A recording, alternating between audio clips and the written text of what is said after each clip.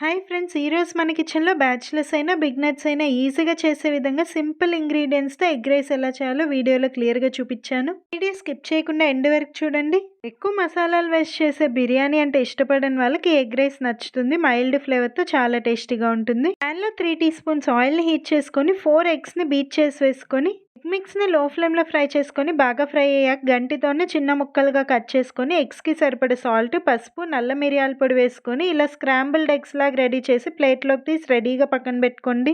Normal రైస్నైనా basmati రైస్నైనా మీకు కావాల్సినంత రైస్ని ఇలా ముందుగానే పొడి పొడిగా ఉడికించుకొని రైస్ని పూర్తిగా చల్లారి పెట్టేసుకోండి. నేనైతే ఇక్కడ నార్మల్ రైస్నే ఉడికించుకున్నాను. రైస్ చల్లారే లోపల ఫ్రైడ్ రైస్ చేసే ప్యాన్లోకి 3 టీ స్పూన్ల ఆయిల్ని హీట్ చేసుకొని కొంచెం సోంపు, ఆనియన్స్, పచ్చిమిర్చి అండ్ కరివేపాకుని ఇలా బాగా ఫ్రై చేసుకోండి. ముందుగా ఫ్రై చేసి పెట్టుకున్న స్క్రాంబుల్డ్ ఎగ్స్ వేసుకొని ఒకసారి బాగా కలిపేసుకొని 5 నిమిషాలు లో ఫ్లేమ్లో ఫ్రై చేసుకోండి. ముందుగానే ఉడికిచ్చి చల్లారి పెట్టుకున్న నార్మల్ రైస్ అయినా బాస్మతి రైస్ అయినా వేసుకొని రైస్కి సరిపడే సాల్ట్, నల్ల మిరియాల పొడి, 1 teaspoon vinegar, 1 teaspoon soya sauce, అంటే సన్నగా తరిగిన స్ప్రింగ్ ఆనియన్స్ వేసుకోండి, లేదా ఇలా సన్నగా తరిగిన కొత్తిమీర వేసుకొని ఎగ్ మిక్స్ మొత్తం రైస్కి పట్టే విధంగా ఒకసారి బాగా కలిపేసుకోండి. బాగా మిక్స్ చేశాక ఒకసారి టేస్ట్ చూసుకోండి. ఉప్పు కారాలు ఏమన్నా తక్కువ ఉంటే అడ్జస్ట్ చేసుకోండి.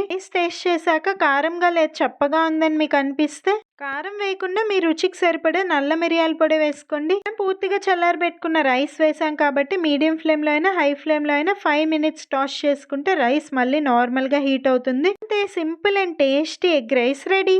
ఎగ్ రైస్ ఎప్పుడు చేసినా ఎగ్కి కారం కన్నా మిరియాల పొడి ఫ్లేవర్ బాగుంటుంది. ఈసారి ఎప్పుడైనా ఫ్రైడ్ రైస్ చేసేటప్పుడు నా స్టైల్లో ఇలా ఒకసారి ట్రై చేయండి. టేస్ట్ అండ్ ఫ్లేవర్ అందరికి నచ్చుతుంది. నిగర్ వేయడం వల్ల రైస్కి ఒక ట్యాంగీ ఫ్లేవర్ యాడ్ అవుతుంది. రెసిపీ నచ్చితే వీడియో ప్లీజ్ ఒక లైక్ చేయండి. రెండో ఇలాంటి ఇంట్రెస్టింగ్ రెసిపీస్ మీరు నేర్చుకోవాలంటే మన ఛానల్ తప్పకుండా సబ్స్క్రైబ్ చేసి పక్కనే ఉన్న బెల్ ఐకాన్ని యాక్టివేట్ చేయండి.